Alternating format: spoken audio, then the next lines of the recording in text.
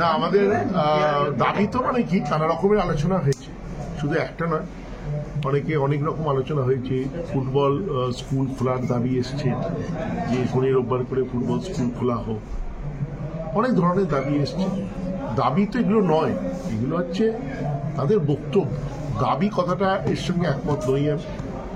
আর election ওরা যত তাড়াতাড়ি, কিছু মেম্বার বলেছে ইলেকশন নিয়ে, কিন্তু আমাদের কমিটি সবাই একমত যে খুব সঠিক সময় আইনত ইলেকশন হবে, যেটা আইনত যত তাড়াতাড়ি হওয়া সম্ভব তত তাড়াতাড়ি আইনত সেই ইলেকশনটা হবে। সো আমরা ফেব্রুয়ারি মাসে আবার কমিটি মিটিং ডাকবো। সেরকম হলে আমরা আইনজ্ঞর পরামর্শ নেব।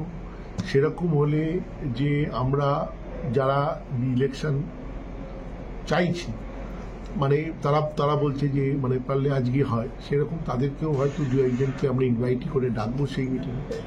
তাদের সামনেই আমরা এই নিয়ে আলোচনা করব, বিশেষজ্ঞের মতামত নেব, নিয়ে যেটা আইনত কারেক্ট টাইমে হওয়ার সেটাই সেই টাইমে হবে। আমার মহিলা সদস্য তার হাতে লেগেছে, দেখুন ধাক্কাধাক্কিতে হয়েছে হয়তো, কিন্তু চেয়ার দিয়ে মেরেছে বলে আমার জানা নেই, এরকম আমি দেখিনি। আর দেখুন, আমাদের এগুলো হচ্ছে স্পোর্টস ক্লাব, উত্তেজনা থাকবেই।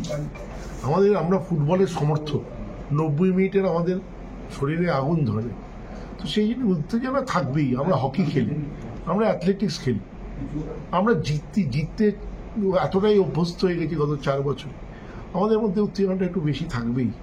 তো সেই উত্তেজনাতে অবশ্য অনেক কিছুই হতে পারে, কারণ আমরা সবসময় ভাবি যখন মাঠে আসছি সেটা খেলার মধ্যে আমরা ঢুকে পড়ি। তো সেই জন্য ওটা খুব কিছু সময়ের জন্য একটু হয়েছিল। তারপরে মেম্বারদের মধ্যে সবাই ভাই বন্ধু। তারপরে আমি একটু আগেই দেখছিলাম একজনকে চাইছিল, তারা এখন বসে দুজনে চা খাচ্ছে এই মিটিংয়ের পরে। আমি বললাম কিরে, বলে ওখানে যাওয়ার হয়ে গেছে, এখন বসে চা খাচ্ছে। এইগুলো হয় ক্লাবে, এগুলো কোনো নতুনত্ব নয়, ছোট নয়, এটা ঘটনাই নয়।